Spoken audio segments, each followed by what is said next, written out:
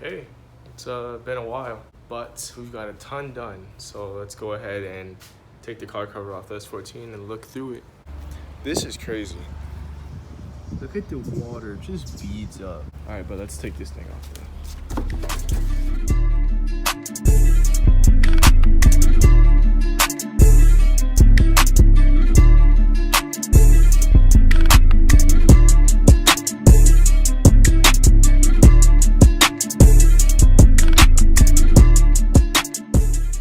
So we'll start with the hood.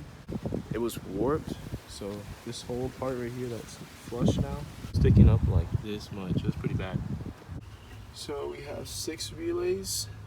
Then we have all our fuses, a splice to an inline fuse of 7.5 amps, which goes to the ECU connector, and that's for a hot and start signal.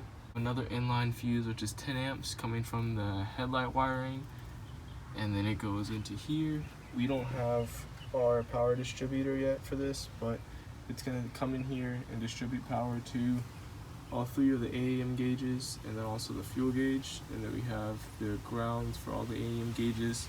We also have a common ground over here, which is where the fuel pump, a taillight, headlight, fuel gauge grounds. Another ground right here. This is our ground for the switches.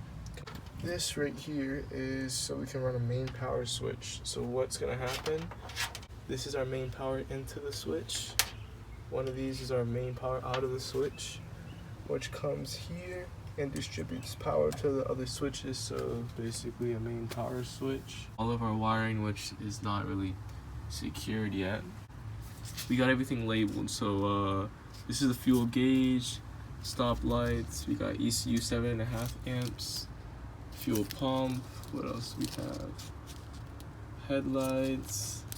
Over here we have inline ECU, hot and start. Starter solenoid. This isn't wired, but this isn't labeled, but this is obviously our power for our gauges. AAM gauges, oil pressure, air, fuel, and then water temp right here. Place these here for now. Big mess. We're just gonna slide this back. Yeah, don't. These are like all our little notes for wiring things up and stuff, diagrams, pinouts, little things to help me remember how to wire everything up. All the wiring for the fuel gauge, fuel pump, and stoplights.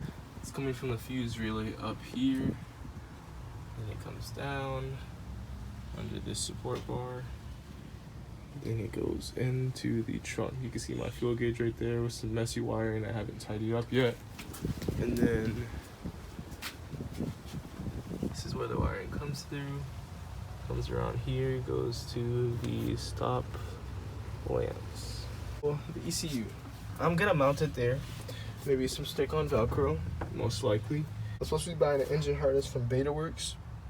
So I just took my old one and taped it up, but that's the connector where the power is put into the ECU. You can see we got wires going through here for the alternator, which is yet to be hooked up. It's just a 7.5 constant power for the IC voltage regulator. And then we have our harness for the gauges. We have headlight, starter solenoid.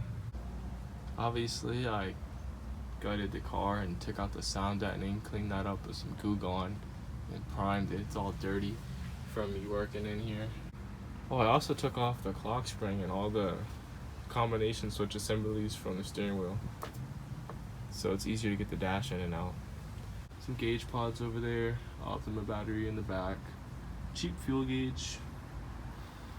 Nothing much. I gotta put on my little drift button I got from ISR.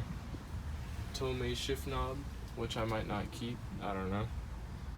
Whew. That is the quick little update on what I've done so far. The last video I posted, I had the carpet and everything inside. I took everything out and did all this work and haven't updated you guys, so that just shows I don't post a lot, but I'm gonna try to post more. So subscribe, turn on post notifications, follow my Instagram at Carissa. I'm gonna have it somewhere on the screen or in the description. But yeah, I'll catch you guys later.